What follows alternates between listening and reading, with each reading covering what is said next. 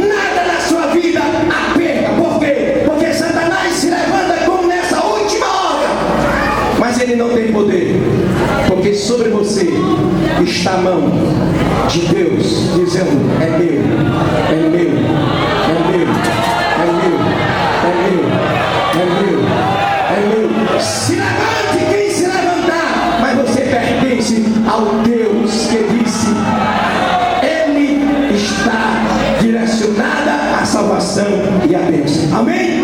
Que Deus abençoe, amada igreja. Sinta alegria nessa noite, porque você vai cercar a mesa sabendo que a tua família tem agora uma genealogia que no passado não tinha, mas agora tem no sangue do Cordeiro. Por isso que o sangue do Cordeiro não perdeu a força, como dizia uma certa pessoa que Satanás disse: olha, o sangue de Jesus já secou nada, mentiroso, permanece perdoando o pecado, dando vitória à igreja do Senhor Jesus. Que Deus abençoe. Você pode dizer comigo: o sangue de Jesus